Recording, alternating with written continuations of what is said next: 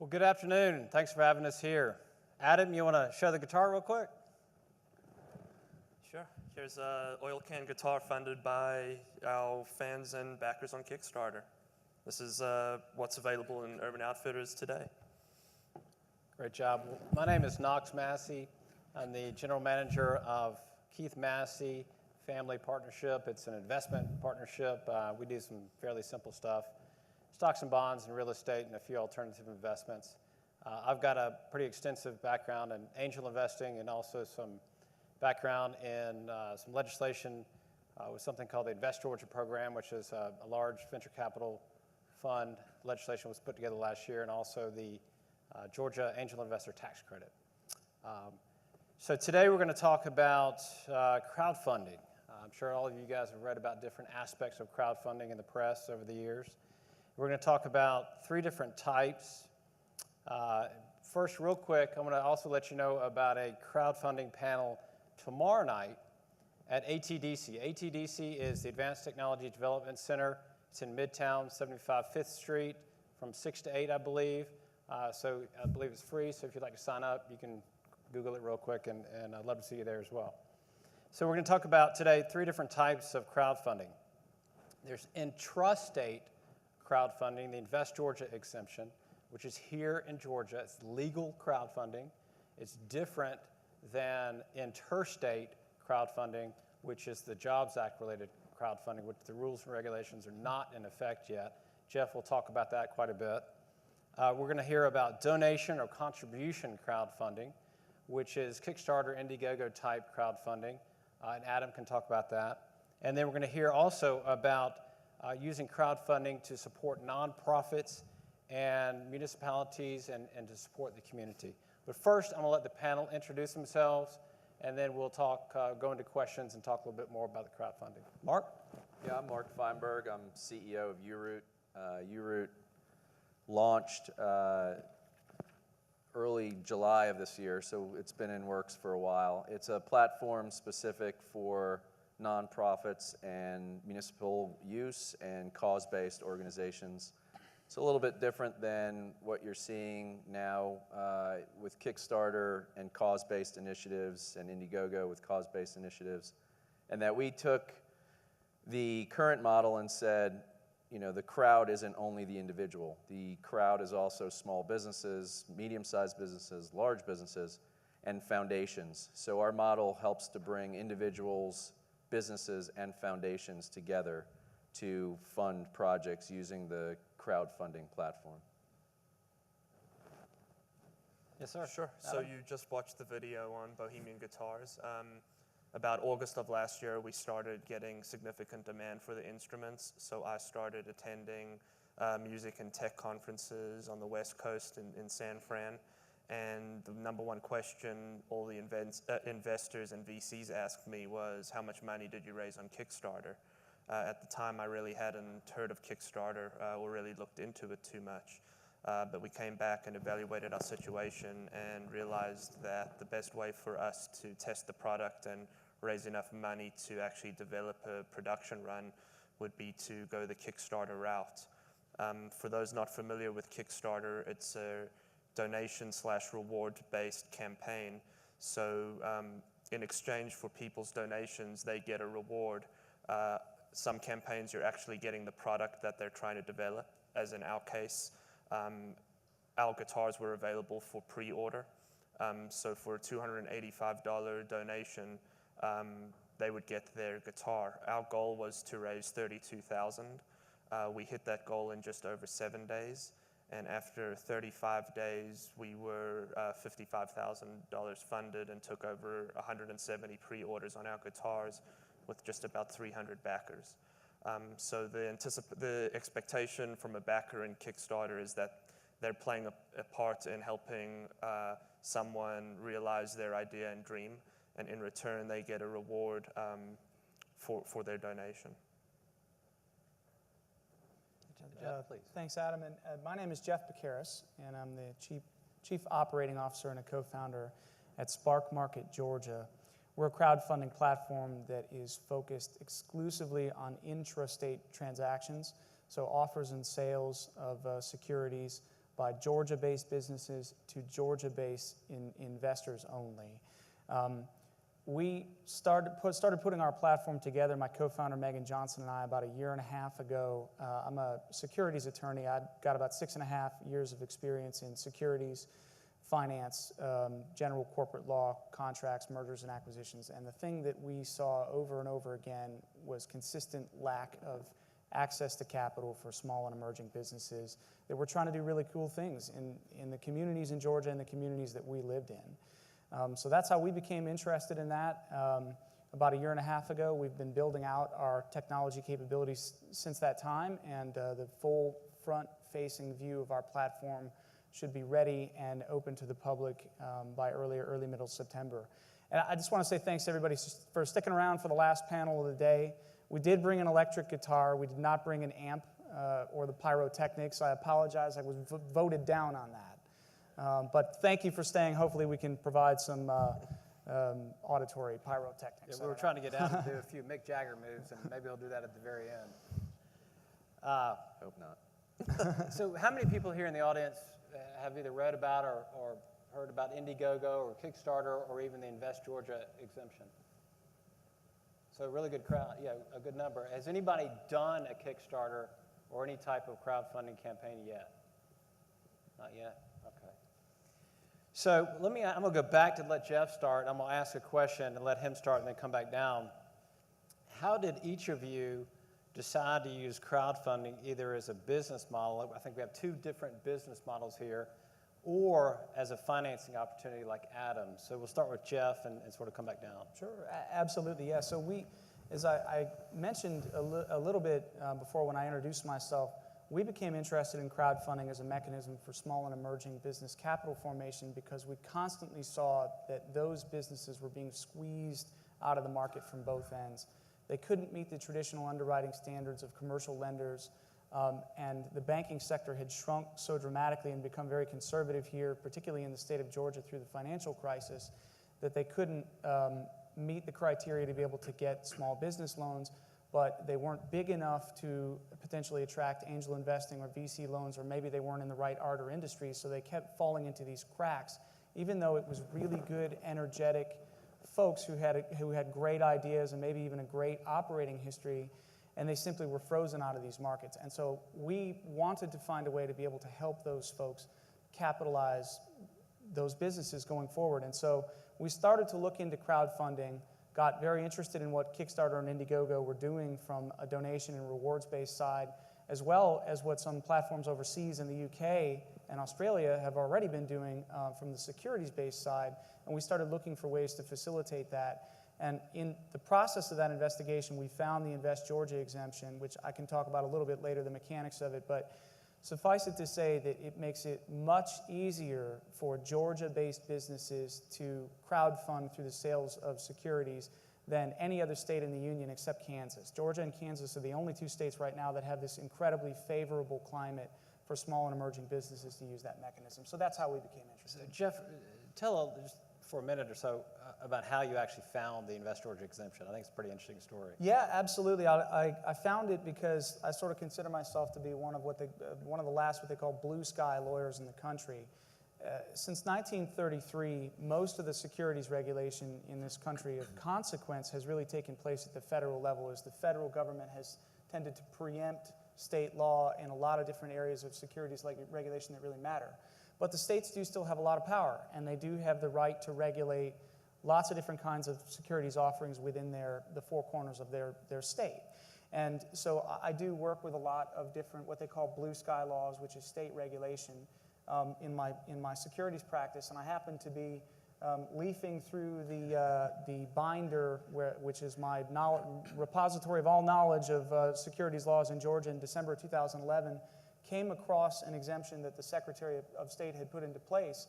And I really had to rub my eyes because I looked at it at the time and I went, this is crowdfunding. This is crowdfunding, and at the time I'm not sure that anybody really had a good sense of the power of what had been put in place. Right. And so we worked over the course of the next year with the regulators and other experts in the industry to really flesh out how that was really going to be useful for businesses in Georgia.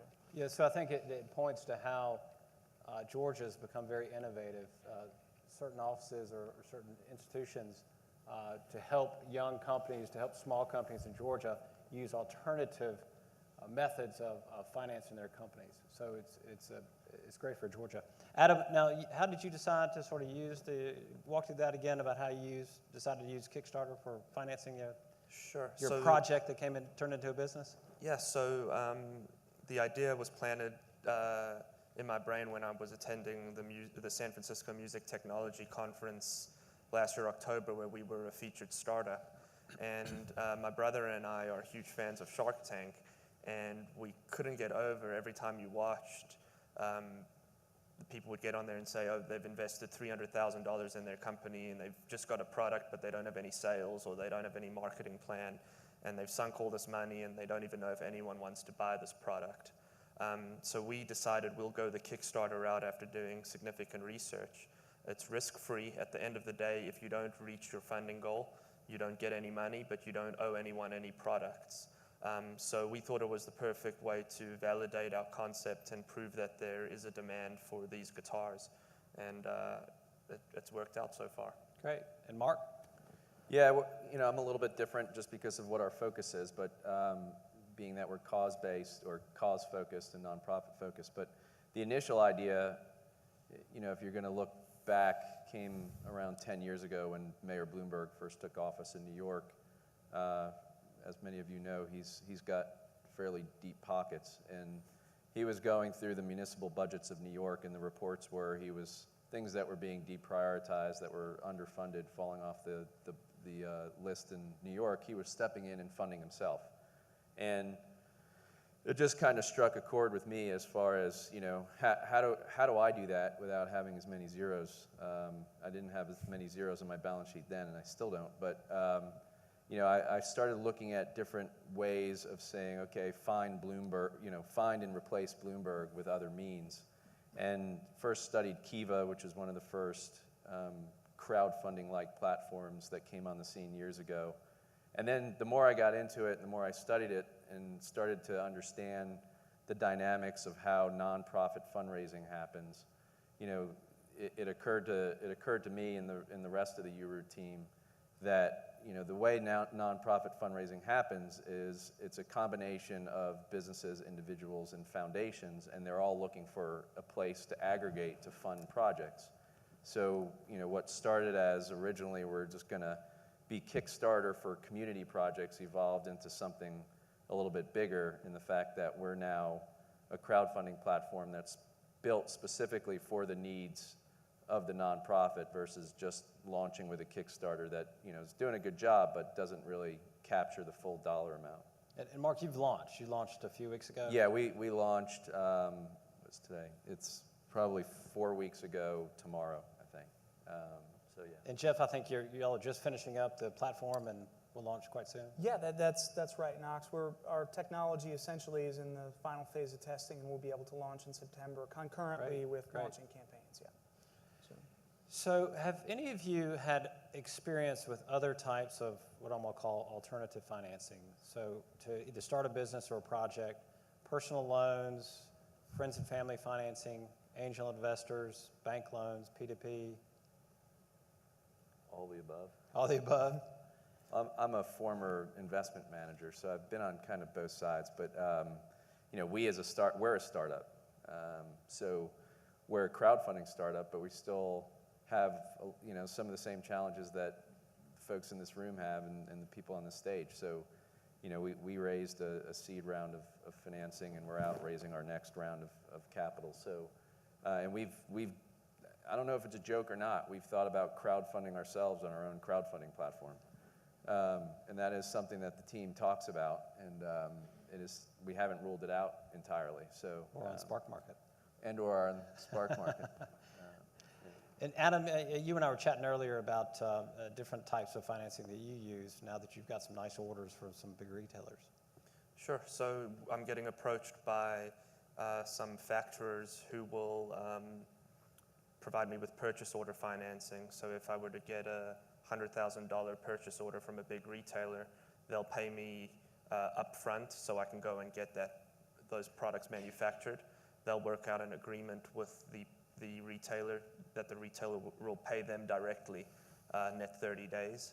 So if you have a purchase order like some of the lenders were saying earlier today, you could go to a bank and try and get a loan, or you could find someone who will finance that purchase order for you for a small fee, generally around 2 or 3% based on the people I've been speaking to. We are looking to raise capital moving forward in the next month or so, and we will be using Spark Market to do that. And the reason I talked about that topic is there are a number of, the funding landscape is changing almost quarterly in terms of different types of alternative financing you can find, either angel investing, IGE, investor programs. So it's important to take note of that over time. So let's talk a little bit about, and make sure that we can try to explain to the audience, the difference between Kickstarter and something like IGE, investor exemption, and how one is securities and one is not securities, and one is more of an investment and one may be a pre-sale, et cetera. And Adam, you want to? Sure. So Kickstarter is, like I said, think of it as pre-orders. If someone gives me $280, they do not get a piece of the company. They are reserving a product in the first production run.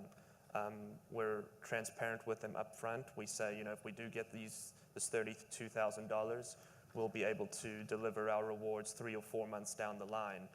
Kickstarter backers are familiar with that concept and they understand that. So they don't get any piece of the company. They can donate money and just choose to donate and opt not to get a reward. And that's pretty much the gist of Kickstarter right there. And I know Spark Market is different than that. Yeah, it is, Knox. It is. So what Adam has just gotten through describing is the crowdfunding landscape in the United States over the course of the last 3 or 4 years, since it really hit the mainstream, if you will, of the crowdfunding community in 2008, 2009, rewards donation-based crowdfunding. What the nation is kind of holding its breath and waiting on now is securities-based crowdfunding. So it's the notion of not only offering a reward or a perquisite to folks who donate to your crowdfunding campaign, but actually being able to offer securities in the business. So securities, maybe you're offering shares of common stock in your business, ownership shares, maybe you're offering profits interests, perhaps you're offering preferred stock, some sort of a convertible instrument, debt instrument, or just notes. So you're doing an issuance of notes that essentially looks like a peer-to-peer lending transaction. That's what folks are waiting on now. The Securities and Exchange Commission is working on rules under what we call the Jobs Act, Title III of the Jobs Act. The Jobs Act was passed in April of 2012, and the SEC has been working on writing rules since then. That will legalize securities-based crowdfunding for general solicitation to what we call non-accredited investors nationwide, as soon as the SEC comes out with those rules. But as I mentioned before, Georgia and Kansas didn't wait on those rules. They promulgated exemptions, securities registration exemptions, within the 4 corners of their states for securities-based crowdfunding transactions now.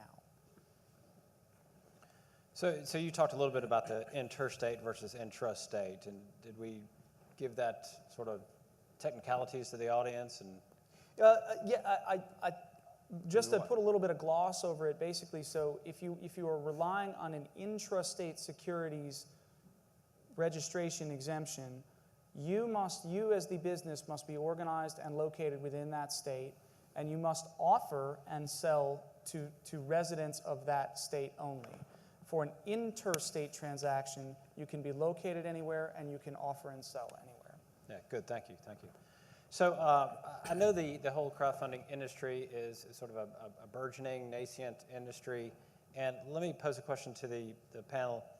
How do you feel about the current landscape, legal or otherwise, for crowdfunding? Is it growing dramatically? Is the securities one going to grow faster than, say, Kickstarter? What do you guys think? The market size?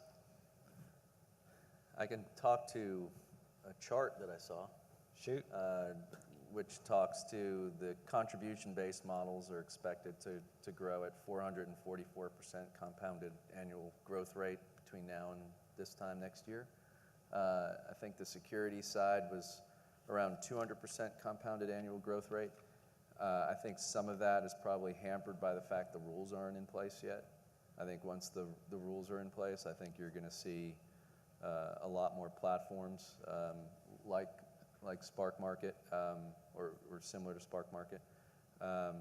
So comparatively speaking, still big numbers, right? I mean, 444% compounded annual growth, that's a big number. 200% is a big number.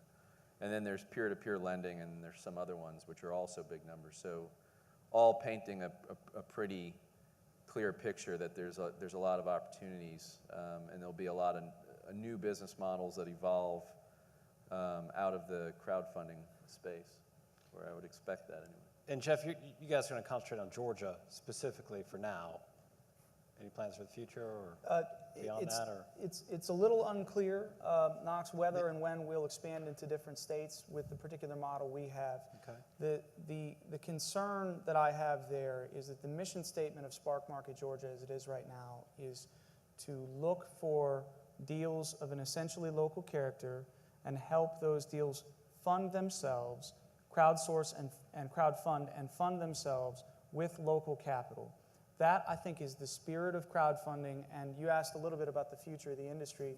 I think the national legal scene is falling behind the states at this point. That's why you're seeing states put these interstate exemptions in place, because they're going, wait a minute, why would I want crowdfunding dollars from investors in my state to go to a project that's based in Washington State or Maine or Maryland or somewhere else? Why not let's put some incentives in place to try to help people fund projects in their own communities, and let's make it easier for them to do that. That's why you see certain states moving ahead with this, and to my way of thinking, that really captures the philosophy of what crowdfunding is all about. So whether or not we're able to ultimately set up a Spark Market North Carolina, Spark Market Texas, I would like it, because if we're able to do that, that means the concept is spreading, it's gaining traction, it's gaining credibility, and people trust it. But right now, we're trying to block and tackle and help folks in the state of Georgia. So, to that topic, yesterday, out of the blue, I got a call from a reporter at a paper in Wisconsin. And she tracked me down through a blog. I have a blog, it's investgeorgia.org, and I write about angel crowdfunding and different topics. And she wanted to know about the Invest Georgia exemption, because they had just dropped a bill in the General Assembly to try to legalize crowdfunding in Wisconsin. So I think now you have Georgia, Kansas, North Carolina tried in the session. They got it through the House. Through the House, not through the Senate yet. And they've got an initiative to take it back next year. You've got Wisconsin, Washington State, and am I missing any others? There are folks who are advancing initiatives in South Carolina. And California has a sort of a strange crowdfunding exemption in place for certain types of industries, but that's it. What I found fascinating, and I'm sure you guys may too, is that this is all happening without any real organized effort. It's happening intrastate by various groups that are hearing about crowdfunding. They're getting irritated, upset that the federal guys are not moving faster. So they're doing it state by state. So it's going to be really interesting to see what happens. All right, well, let me go back to the panel. And for each of you, how would someone, depending on what they wanted to raise, how would they create a campaign on your platform? And I'm going to use Kickstarter for yours, Adam, just because you had that experience. And Mark, we can start with you and sort of go from there. For us, I mean, we've got... Who would it be? And yeah, I mean, for us, again, it's cause-based projects, nonprofits. We are seeing social enterprise businesses show up because of the mission of our particular platform.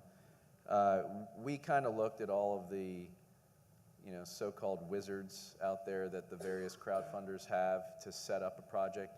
And ours is similar in the fact that you go out, you tell a little bit about the organization, you talk a little bit about the project, you talk a little bit about, in our case, the organization. There's the opportunity to set up donor perks. So, Adam talked a little bit about it. What do they get in return for the dollars that they're contributing? Our platform's a little bit different in that we have a built-in loyalty program with points and badges. In the event certain organizations might be too small operationally or just don't have the right things to give away, they can turn the perk system off and just rely on points that at some point we'll figure out what to do with those. We haven't figured it out yet. But you're getting badges, and again, for certain size organizations, that's real important. For us, again, there's a little bit difference too because of the businesses and the foundations who are participating in the funding raise. There's a perk system for them too that's different than the donor system because what they get and what the individual gets are different. But all in all, it's a 5-step process, very easy. The last step is you add some pictures and or videography. Videos have been proven to be very successful to help in the success of crowdfunding campaigns. So we always encourage videos, but again, it's not necessary. It could be high quality imagery too, just something to help tell the story. But 20 to 30 minutes to go through the setup, but there's preparation to get there, right? You want to take time to figure out what you want to write. You want to take time to tell or take the right pictures, or if you want a video to go ahead and do that. Adam? Sure. Kickstarter or Indiegogo are pretty similar. There's one major difference. Kickstarter is all or nothing. If your goal is to raise $50,000 and at the duration of the campaign you don't get any of the money you raised. On Indiegogo, you have the option to say that you'll keep the funds at the end of the campaign regardless of whether you reach your goal, but you still have to fulfill those rewards. So if your goal is $50,000 and you only raise $18,000, you get that money, but you still have to make good on the rewards for the backers who got you that $18,000. I think both of those platforms are perfect for anyone who has a tangible product. The requirement for Kickstarter is that you actually have to have a prototype. You can't just have 3D renderings or drawings. There's significant planning that goes into the Kickstarter campaign. It's not just, hey, I've got a cool product here, I'm going to throw it up on a page. These are the rewards. You really have to spend about 3 to 4 months planning out your campaign, making sure that you have the manufacturing in place, that you've thought about supply and distribution. Do you have insurance? Who's your customs broker? All of this type of stuff, so that when you build out your campaign, your backers are going to be extremely confident that you're going to be able to deliver. Because once they donate the money to you and your campaign concludes, it's now between you and your backer. Kickstarter is just the conduit for you to raise the money. Amazon acts as the escrow. So if you don't make good on the reward, Kickstarter and Amazon are out of it. It's between you and your backer, and if you're trying to build a company off this Kickstarter raise, you really want to make sure that your backers or customers are happy. And if any of you have any questions, by all means, you can shoot me an email at adam@bohemianguitars.com. I'm more than happy to help anyone out with the Kickstarter campaign. Jeff? Yeah, I'll keep it brief because I actually don't have much to add to what Mark and Adam said. I mean, campaign design is the critical element here on whatever platform you're looking to raise your crowdfunding initiative through. So campaign design is absolutely key. It's key. And whether or not your campaign closes, the technology that you've listed, the platform that you've listed on, is the last mile in the marathon. Mm-hmm. You've got to do your video production. You've got to do your copywriting. You've got to do your introductions. You've got to do your social media and your bricks and mortar media marketing. It's just like doing any other type of a fundraising operation, so that when you go live with your campaign, you can be sure you give yourself the greatest possibility of success. And once the campaign is closed, our platform certainly, just like Kickstarter and Indiegogo, is no longer in the middle of any of those transactions. We just facilitate a space for it. We're not investment advisors. We're not soliciting investments to any particular campaign. We're providing a space for people to connect. So campaign design is absolutely critical. I would also add that if you're not on Quora, Quora.com, you sign up and you create an account on there immediately. They should start paying me endorsement fees here. But if you don't know anything about crowdfunding, there's crowdfunding specialists all over Quora. If you don't know anything about raising money or entrepreneurship or starting a company or papers, operating agreements or anything, Quora has all of this on there. And you post a question, and it's a community of people just willing to help for free. From venture capitalists like Dave McClure and Dave Rose, they're on there answering questions all the time. Yesterday, Jimmy Wales, the founder of Wikipedia, answered one of my questions that I posted about entrepreneurship. So there's a free knowledge base on Quora, and it also helps you establish yourself as a expert in your specific field by going on there, answering questions, allowing people to see your name. Great suggestion, Adam. Also, there's two other sites that I just thought of. Angel List is all about angel investing. It's got thousands, if not tens of thousands of companies and tens of thousands of investors. And Second Market. Those two actually have a partnership. Second Market used to sell secondary shares on the market, but now does quite a bit of things. So I think we've got to wrap. We've run out of time. So any last comments? Thank you, everybody. Thank you.